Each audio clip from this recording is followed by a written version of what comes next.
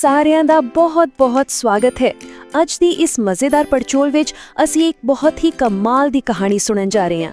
ਇਹ ਕਹਾਣੀ ਹੈ ਕਰੀਮੋ ਦੀ ਅਤੇ ਉਸ ਦੇ ਪਿਆਰੇ ਊਠਾਂ ਦੀ। ਆਓ ਦੇਖਦੇ ਹਾਂ ਕਿ ਇਸ ਕਹਾਣੀ ਵਿੱਚ ਗਿਣਤੀ ਦਾ ਕਿਹੜਾ ਵੱਡਾ ਰਹੱਸ ਛੁਪਿਆ ਹੋਇਆ ਹੈ। ਪਰ ਕਹਾਣੀ ਸ਼ੁਰੂ ਕਰਨ ਤੋਂ ਪਹਿਲਾਂ ਮੇਰਾ ਇੱਕ ਛੋਟਾ ਜਿਹਾ ਸਵਾਲ ਹੈ ਕਿ ਅੱਜ ਸਾਰਿਆਂ ਦੇ ਗਿਣਤੀ ਵਾਲੇ ਦਿਮਾਗ ਪੂਰੀ ਤਰ੍ਹਾਂ ਜਾਗ ਰਹੇ ਹਨ ਕਿ ਸਾਰੇ ਬੱਚੇ ਅੱਜ ਇੱਕ ਬਹੁਤ ਹੀ ਮਜ਼ੇਦਾਰ ਨੰਬਰਾਂ ਦੇ ਰਹੱਸ ਨੂੰ ਸੁਲਝਾਉਣ ਵਿੱਚ ਮੇਰੀ ਮਦਦ ਕਰਨ ਲਈ ਤਿਆਰ ਹਨ। ਇੱਕ ਉੱਚੀ ਆਵਾਜ਼ ਵਿੱਚ ਜਵਾਬ ਆਉਣ ਦਿਓ। ਹਾਂਜੀ, ਬਹੁਤ ਵਧੀਆ। ਤਾਂ ਚਲੋ ਸਭ ਤੋਂ ਪਹਿਲਾਂ ਮਿਲਦੇ ਹਾਂ ਕਰੀਮੋ ਅਤੇ ਉਸ ਦੇ ਊਠਾਂ ਨੂੰ। ਕਰੀਮੋ ਨਾ ਬਹੁਤ ਹੀ ਖੁਸ਼ ਮਿਜ਼ਾਜ ਅਤੇ ਹਸਮੁਖ ਇਨਸਾਨ ਹੈ। ਉਹ ਹੁਣੇ-ਹੁਣੇ ਇੱਕ ਬਹੁਤ ਵੱਡੇ ਮੇਲੇ ਤੋਂ ਹੋ ਕੇ ਆਇਆ ਹੈ ਅਤੇ ਪਤਾ ਉਸਨੇ ਮੇਲੇ ਵਿੱਚੋਂ ਕੀ ਖਰੀਦਿਆ? ਪੂਰੇ 10 ਊਠ।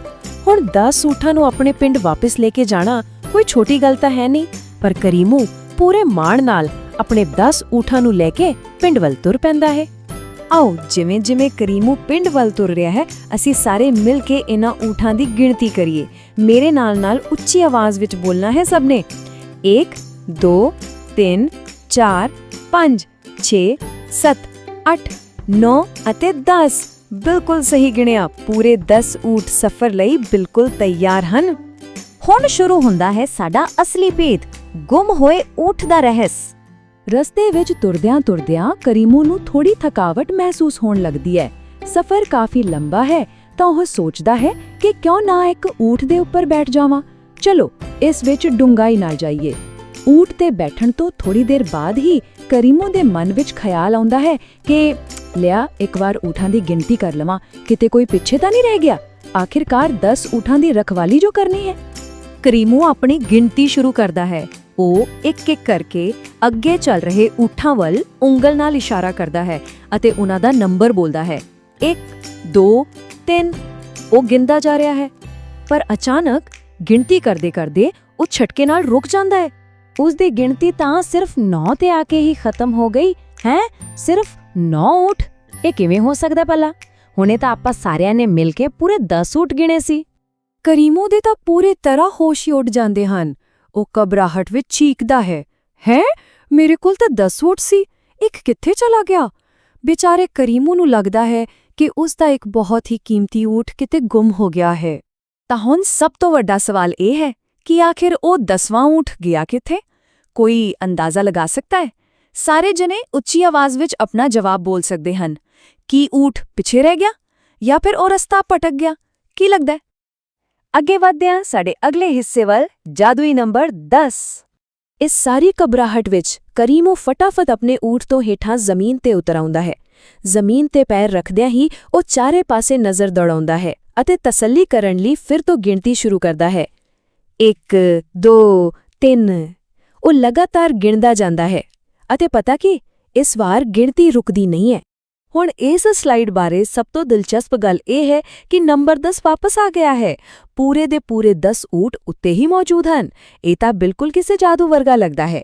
ਕਰੀਮੋ ਇੱਕ ਲੰਮਾ ਸੁੱਖ ਦਾ ਸਾਹ ਲੈਂਦਾ ਹੈ ਕਿ ਸ਼ੁਕਰ ਹੈ ਮੇਰਾ ਕੋਈ ਨੁਕਸਾਨ ਨਹੀਂ ਹੋਇਆ। ਸਾਰੇ ਊਠ ਬਿਲਕੁਲ ਸੁਰੱਖਿਅਤ ਹਨ। ਪਰ ਕਹਾਣੀ ਇੱਥੇ ਖਤਮ ਨਹੀਂ ਹੁੰਦੀ। ਆਓ ਦੇਖਦੇ ਹਾਂ ਇੱਕ ਹੋਰ ਮਜ਼ਾਕੀਆ ਗਲਤੀ। ਸੁੱਖ ਦਾ ਸਾਹ ਲੈਣ ਤੋਂ ਬਾਅਦ ਕਰੀਮੋ ਫਿਰ ਤੋਂ ਆਰਾਮ ਕਰਨ ਲਈ ਆਪਣੇ ਊਠ ਤੇ ਵਾਪਸ ਬੈਠ ਜਾਂਦਾ ਹੈ। ਪਰ ਥੋੜੀ ਦੂਰ ਜਾਣ ਤੋਂ ਬਾਅਦ ਉਸ ਦੇ ਮਨ ਵਿੱਚ ਫਿਰ ਸ਼ੱਕ ਪੈਦਾ ਹੁੰਦਾ ਵੇ। ਊਠਾਂ ਨੂੰ ਦੁਬਾਰਾ ਗਿਣਨਾ ਸ਼ੁਰੂ ਕਰਦਾ ਹੈ। 1 2 3 ਅਤੇ ਇੱਕ ਹੀ ਗਿਣਤੀ ਫਿਰ ਤੋਂ ਜਾ ਕੇ ਰੁਕ ਜਾਂਦੀ ਹੈ ਪੂਰੇ 9 ਤੇ। ਉਹ ਫਿਰ ਹੇਠਾਂ ਉਤਰਦਾ ਹੈ, ਗਿਣਦਾ ਹੈ ਤਾਂ ਫਿਰ 10 ਨਿਕਲਦੇ ਹਨ। ਇਹ ਤਾਂ ਬੜੀ ਅਜੀਬ ਗੱਲ ਹੋ ਗਈ।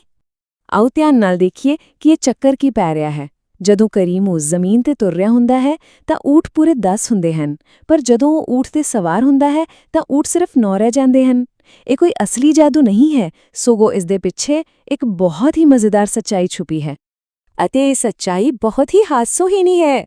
ਅਸਲ ਵਿੱਚ ਹੋ ਕੀ ਰਿਹਾ ਸੀ ਕਿ ਜਦੋਂ ਕਰੀਮੋ ਊਠ ਤੇ ਬੈਠਦਾ ਸੀ ਤਾਂ ਉਹ ਸਾਹਮਣੇ ਚੱਲ ਰਹੇ ਬਾਕੀ ਸਾਰੇ ਊਠਾਂ ਨੂੰ ਤਾਂ ਗਿਣ ਲੈਂਦਾ ਸੀ, ਪਰ ਜਿਸ ਊਠ ਤੇ ਉੱਪਰ ਉਹ ਆਪ ਬੈਠਾ ਹੁੰਦਾ ਸੀ ਉਹ ਉਸ ਨੂੰ ਗਿਣਨਾ ਹੀ ਭੁੱਲ ਜਾਂਦਾ ਸੀ। 10ਵਾਂ ਊਠ ਕਿਤੇ ਗੁੰਮ ਨਹੀਂ ਹੋਇਆ ਸੀ, ਉਹ ਤਾਂ ਪੂਰਾ ਸਮਾਂ ਕਰੀਮੋ ਦੇ ਬਿਲਕੁਲ ਹੇਠਾਂ ਸੀ। ਹੈ ਨਾ ਕਿੰਨੀ ਮਜ਼ੇਦਾਰ ਗੱਲ? ਹੁਣ ਦੇਖਦੇ ਹਾਂ ਕਿ ਕਰੀਮੋ ਨੇ ਆਖਿਰ ਫੈਸਲਾ ਕੀ ਕੀਤਾ। ਅਖੀਰ ਵਿੱਚ ਵਾਰ-ਵਾਰ ਇਸ ਭੁਲੇਖੇ ਤੋਂ ਤੰਗ ਆ ਕੇ ਕਰੀਮੂ ਇੱਕ ਬਹੁਤ ਹੀ ਅਜੀਬ ਪਰ ਮਜ਼ਾਕੀਆ ਫੈਸਲਾ ਲੈਂਦਾ ਹੈ।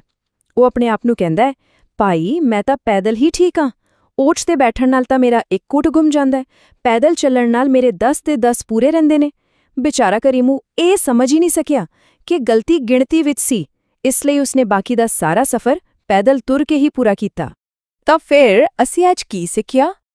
ਤਾਂ ਇੱਥੇ ਸਭ ਤੋਂ ਅਹਿਮ ਗੱਲ ਇਹ ਹੈ ਕਿ ਇਸ ਹਾਸੋਹੀਣ ਕਹਾਣੀ ਤੋਂ ਸਾਨੂੰ ਪਤਾ ਲੱਗਦਾ ਹੈ ਕਿ ਕਦੇ-ਕਦੇ ਅਸੀਂ ਕਿਸੇ ਕੰਮ ਵਿੱਚ ਇੰਨੇ ਜ਼ਿਆਦਾ ਰੁੱਝ ਜਾਂਦੇ ਹਾਂ ਕਿ ਅਸੀਂ ਸਭ ਤੋਂ ਸਪਸ਼ਟ ਅਤੇ ਸਾਹਮਣੇ ਪਈਆਂ ਚੀਜ਼ਾਂ ਨੂੰ ਹੀ ਭੁੱਲ ਜਾਂਦੇ ਹਾਂ।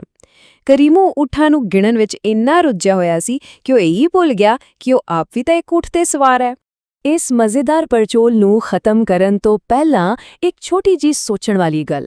ਜ਼ਰਾ ਸੋਚ ਕੇ ਦੱਸੋ ਕਿ ਕਿਤੇ ਤੁਹਾਡੇ ਨਾਲ ਵੀ ਅਜਿਹਾ ਹੋਇਆ ਹੈ ਕਿ ਕੋਈ ਬਹੁਤ ਹੀ ਸਧਾਰਨ ਜੀ ਚੀਜ਼ ਬਿਲਕੁਲ ਤੁਹਾਡੀਆਂ ਅੱਖਾਂ ਦੇ ਸਾਹਮਣੇ ਪਈ ਹੋਵੇ ਪਰ ਫਿਰ ਵੀ ਤੁਹਾਨੂੰ ਲੱਭ ਨਾ ਰਹੀ ਹੋਵੇ, ਜਿਵੇਂ ਹੱਥ ਵਿੱਚ ਫੜਿਆ ਹੋਇਆ ਖਿਡੌਣਾ ਜਾਂ ਸਿਰ ਤੇ ਰੱਖੀਆਂ ਐਨਕਾਂ। ਇਸ ਲਈ ਹਮੇਸ਼ਾ ਆਪਣੀਆਂ ਅੱਖਾਂ ਖੁੱਲੀਆਂ ਰੱਖੋ, ਕਿਉਂਕਿ ਕਈ ਵਾਰ ਸਭ ਤੋਂ ਵੱਡਾ ਜਵਾਬ ਬਿਲਕੁਲ ਸਾਡੇ ਸਾਹਮਣੇ ਹੀ ਹੁੰਦਾ ਹੈ। ਉਮੀਦ ਹੈ ਕਿ ਇਹ ਕਹਾਣੀ ਸੁਣ ਕੇ ਸਭ ਨੂੰ ਬਹੁਤ ਮਜ਼ਾ ਆਇਆ ਹੋਵੇਗਾ।